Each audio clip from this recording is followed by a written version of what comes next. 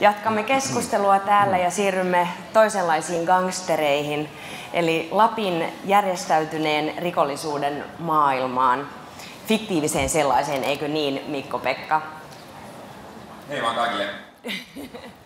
Fiktiiviseen, joo. Sikäli fiktiiviseen. Mä voin kertoa, mistä mä sain idean tähän Poromafia-kirjaan. Se kertoo siis poromiesten järjestäytyneestä rikollisuudesta Utsjoella.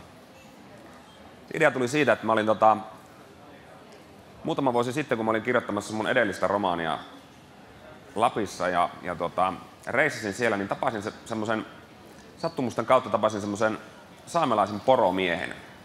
Hän kutsui minut tupansa ja hän oli hyvin vihainen. Hänellä oli semmoinen ongelma, että hän kertoi, että siinä hänen seudullaan poronhoito oli muodostunut hänelle hyvin vaikeaksi, kun se on niin raakaa peliä se poronhoito, että hänen paliskunnassaan uhkaillaan ja kiristellään ja ihmisiä ja hän kertoi myös porovarkauksista. Ja hän oli itse tällainen niin sanottu pienporon omistaja, että hänellä oli pieni karja ja hän kertoi, että näiden niin kuin ikävien tekojen takana on sitten sellaiset poromiehet, joilla on paljon karjaa, tämmöiset pororikkaat tahot. Ja se nyrkki ja pui ja hänen silmänsä kiilui ja minä kuuntelin korvat höröllä tätä hyvin luottamuksellista keskustelua ja hän sanoi minulle, että kuule Mikko-Pekka, että se porohomma, että se on oikea poromafia, että se on yksi poromafia, että ne käyttäytyy niin kuin gangsterit, se on niin kuin moottoripyöräjengi. Ja nämä sanat sydämessäni minä hänet hyvästelin ja hyppäsin autoon, oli kylmä pimeä yö, ajoin pimeää tietä eteenpäin, kunnes tuli ensimmäinen levike vastaan. Pysäytin auton, otin puhelimen, soitin kustantajalleni. Mä olin hyvin innossani, mä melkein tärisin ja hän sanoi, että Jaakko, Pietiläisen Jaakko tuolta Sonic Niikalta, Jaakko, et ikinä usko mitä minä kuulin justiinsa poromieheltä täällä Lapissa, että ne on kuin gangstereita, että se on poromafia ja eikä siinä kaikki, se on kuin moottoripyöräjengi.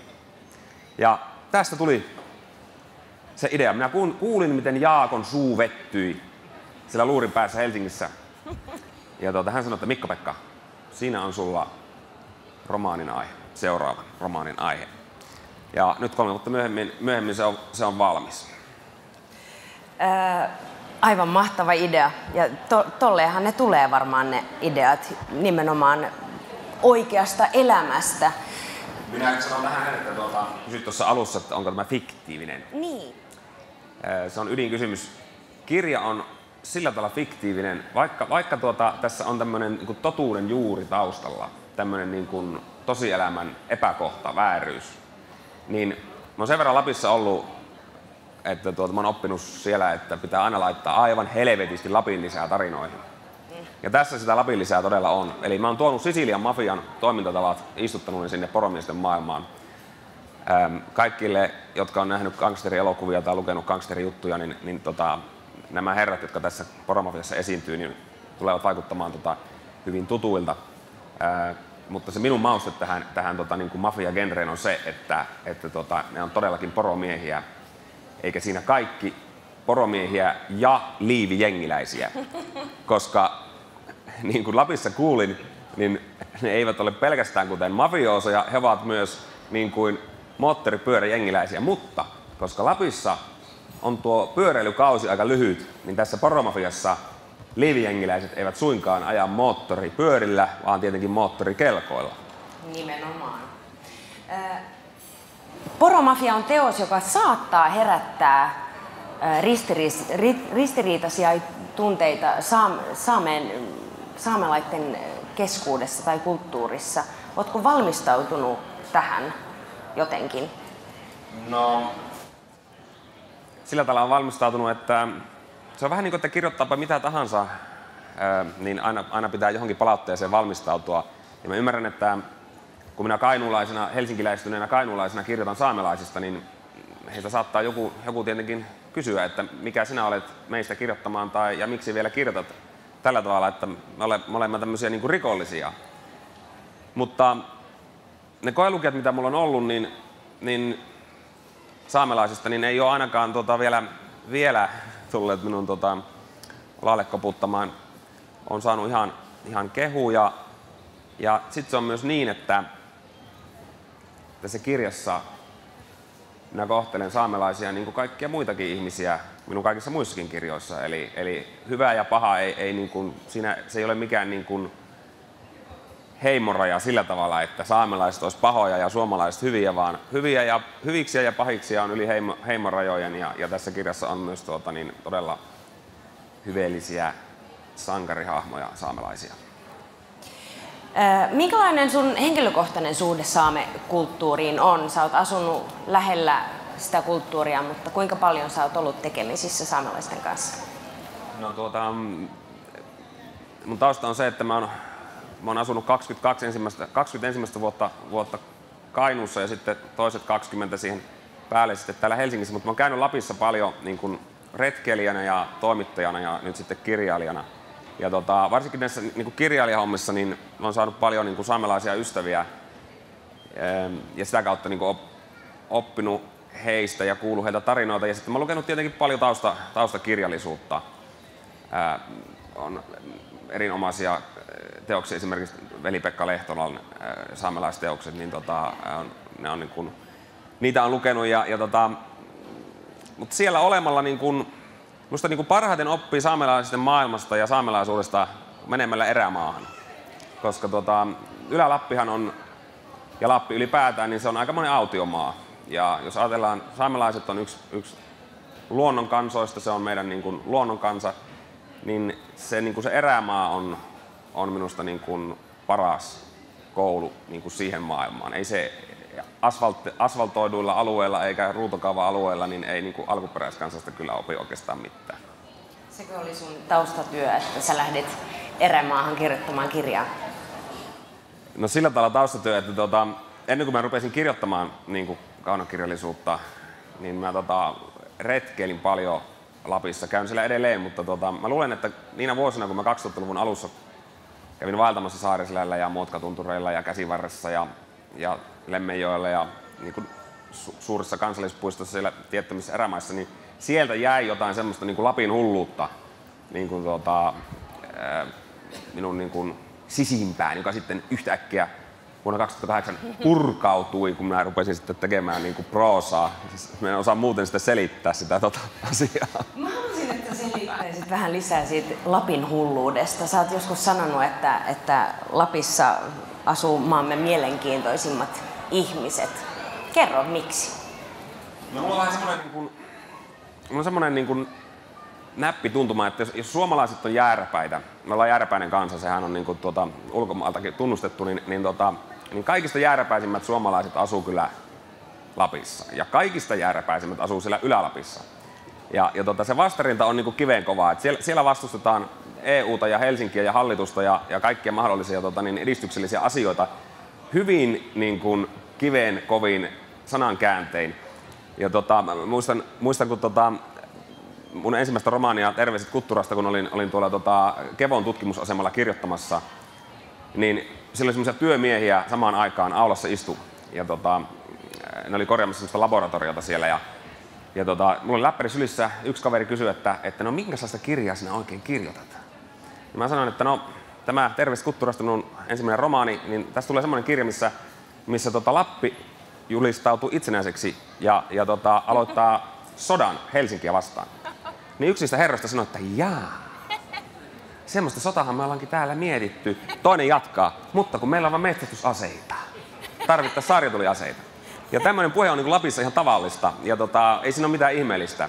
Et se niin kuin, Lapissa niin kuin, jotenkin siinä on, niin kuin, siellä on paljon draaman aineksia, koska tuntuu, että ne jännitteet on niin pinnassa. Ihmisten kanssa kun puhuu, niin sieltä tulee hyvin herkästi niin kuin, semmoista niin kuin tulikiven katkusta paasaamista, milloin nyt mistäkin aiheesta, vaikkapa luonnonsuojelusta tai niin virheistä, mitä Helsingissä tehdään. Virheistä, joista he sitten joutuvat maksamaan. Ja se on varmaan niin kuin silloin niin vähän ihmisiä ja etäisyydet on pitkät. Niin mä luulen, että sitten kun niin ruvetaan puhumaan, niin mennään suoraan asiaan, jätetään kaikki kahvipöytäpuheet sikseen, vaan niin paukutetaan suoraan. Koska kohtahan sitä vierasta ei taas näe, kun se ajaa sinne naapuriin, eli 500 kilometrin päähän. Kissa pöydälle heti.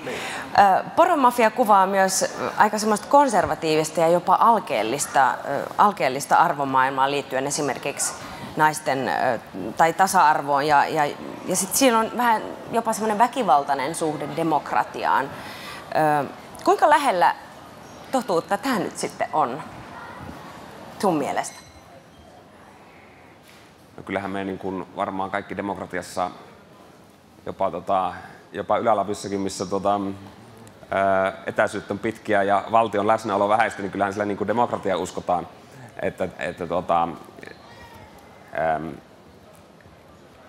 En tiedä niin kuin tosielämän. Tässä kirjassa mafioisolla on yhteyksiä eduskuntaan ja heillä on sormensa pelissä lainsäädännössä. En ole ihan varma, löytyykö tosielämän Lapista sellaista pororikasta, joka kykenisi samaan kuin nämä minun gangsterit tässä kirjassa. Puhutaan näistä hahmoista vähän. Kyseessä on siis Rouko ja Jyppyrä, eli isän ja pojan välinen riita, joka paisuu hyvin, hyvin mittavaksi. Ja tulee välirikkoja ja jopa sota, voisin sanoa. Ei heimojen välistä sotaa, mutta sotaa kuitenkin. Miten selittäisit heidän välirikkonsa psykologisesti? Mitä heidän välillä on tapahtunut? Tässä on niin kaksi päähenkilöä, jotka on isä ja poika. Rouku on pororikas poromafioso gangsteri, joka on johtanut Utsjokea rautaisella kädellä jo niin kuin kymmeniä vuosia.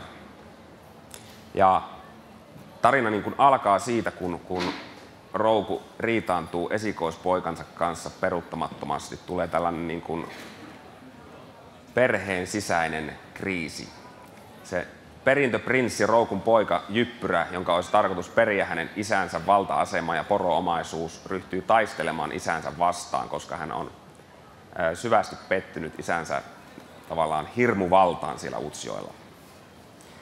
Ja se pojan keino tätä poromafiosoa vastaan, se keino millä hän taistelee, on se, että hän perustaa tällaisen moottorikelkkajengin, jonka nimi on Ahma SC. Ei MC, koska Snowmobile Club. Ja tällä lihasvoimalla, kirjaimellisella lihasvoimalla hän sitten ryhtyy tappelemaan isänsä ja poromafian hirmuvaltaa vastaan. Tämä on toisin sanoen romaani perheestä. Kuten kaikki mafiatarinat on perhetarinoita, myös poromafia kunnioittaa esikuviaan sillä tavalla, että se on perhejuttu. Sukusaaga. Niin, ja kuten huomaatte nyt, kun kuuntelette kirjailijaa itse, Mikko Pekkala on hyvin elävä ja rikas ja humoristinen kieli ja tapa jotenkin kertoa asioita, ja sen huomaa myös siinä tekstissä. Esimerkiksi Roukulla hänen terveys ei ole niin hyvä enää, hän on jo vanhentunut ja sä sanot jotenkin hyvin osuvasti, että ennen pullistuivat lihakset, nyt välilevyt. Rouku on jo vanha mies ja massa on kertynyt ja kun hän ajaa kalliilla Range Roverillaan pitkin tunturiteitä, niin edes sen luksusmaasturin jousitus ei auta, kun hänen välilevyt siellä fossiilin tavalla kirskuvat toisiaan vasten. Mitä suomen kieli merkitsee sinulle? Hankalahan se olisi täällä parustaa, jos ei suomea osaisi puhua. Niinpä. Mutta miten sä ylläpidät sitä? No, minähän on, mulla on kaksi ammattia. Minä olen toimittaja ja kirjailija. Ja minä olen aika paljon kirjoittanut elämässäni, toisin sanoen. Mä olen ollut Helsingin Sanomissa, voi sanoa, niin kohta melkein 20 vuotta. Ja minun isä oli toimittaja tuolla Kainuussa, niin kaipa sitä on tullut siltäkin kautta sitten sitä jonkinlaista kielellisyyttä. Niin kyllä se kirjoittaminen on se paras tapa pitää sitä kieltä yllä tietenkin, että kirjoittaminen ja sitten lukeminen. Aku Ankasta tietenkin on oppinut lukemaan niin kuin kaikki muutkin kunnon suomalaiset. Sä olet ennen toiminut Nyt-liitteen elokuva-arvostelijana. Minkälainen leffa tästä poromafiasta voisi tulla? Kyllä siitä hyvä elokuva tuli. Sen pituus menisi ehkä lähelle 3 tuntia, koska siinä on kuitenkin Toinen vaihtoehto olisi tehdä sitä semmoinen niin kuin minisarja, ehkä 12-osainen, koska se on kuitenkin niin, siinä on melkein 400 sivua ja siinä on 2 jengiä, kun siinä on tämä mafia ja sitten siinä on tämä moottorikelkkajengi, niin siinä on suht paljon niin kuin henkilöitä, niin olisi vaikea typistä se 2 tuntiin. Mutta hauska kun kysyt tuosta leffa-asiasta, nimittäin tämä Poromafia, se on semmoinen kirja, minä melkein herkistyn, kun minä tämän teille paljastan, mutta minä lapsenahan minä halusin elokuvaohjaajaksi. Kun minä olin siellä Kainuussa ja minä olin 16-vuotias, me tehtiin semmoisella surkealla videokaluilla tehtiin serkun kanssa noita lyhyitä elokuvia ja haaveiltiin sitten, niin kuin, että pääsikö sitä joskus oikeaa elokuvaa tekemään. Mutta minä onneksi, kun me kainuulaiset olimme pessimistejä, niin minä ymmärsin silloin 16-vuotiaana jo, että ei kannata. Että mitäpä se hyve jää. Minä en mihinkään teatterikorkean tai sen elokuvatieteelliseen, mitä niitä nyt onkaan, niin tulee hakemaan, koska siellä on siellä Helsingissä niitä Kallion ilmaisutaiden lukijoita ja siellä on semmoisia ihmelapsia, että ne jyrää jo veren perinnällään tämmöisen nälkämaalaisen väkäleivän yli. En sitten lähtenyt sille elokuvauralle, minusta tuli kirjoittaja. Mutta tämä Poromafia, minä vakuutan teille hyvää yleisö. Siinä on jäntevä juoni, erittäin kohtausmaisia lukuja. Ihmiset kun lukee sitä, niin sanoo, että he näkee, mitä siinä tapahtuu. Ja nimenomaan siihen minä pyrin, kun minä kirjoitan. Minä näen itse elokuvan, kun minä kirjoitan. Ja tämä Poromafia, vaikka se näyttää kirjalta, se tuntuu kirjalta ja se jopa haisee kirjalta, mutta se ei ole kirja, se on elokuva. Eli te näette sen, kun te luette sen. Ihan lopuksi vielä ennen kuin siirrymme seuraavaan keskusteluun, niin mä haluaisin, että sä esittelisit teepaitasi, koska se liittyy tähän kirjaan. Mitä siellä on? Tämä teepaita, jonka tämän kuvan on tehnyt Ana Mitrunen, graafikko, joka on tehnyt tuon kannen. Se on ahman kallo. Kuten näette, siinä on isot hampaat. Ahma on poromiehen pahin vihollinen. Ja senpä takia tämä ahma on päässyt myös tämän moottorikelkkajengin nimeksi, koska se taistelee poromafiosoja vastaan. Ja siinä ahman kallossa on pystyssä leuku, joka on Lapille tyypillinen puukko. Ja se tietenkin, kuten tarkkaavainen yleisö voi jo päätellä, niin tämä puukko siinä kallossa symboloi tätä taistelua, jota kirjassa käydään. Kiitos tosi paljon Mikko-Pekka tästä keskustelusta ja oli todella hieno lukukokemus. Voin kertoa, että kesä lähti hyvin käyntiin, kun mä aloitin tolla ja oli vähän semmoinen kylmä ja kolea kesäkuu, niin kyllä se lämmitti sydäntä lukea semmoista rikasta, rouheaa suomen kieltä. Kiitos paljon, mukava kuulla. Kiitos, hyvää yleisöä.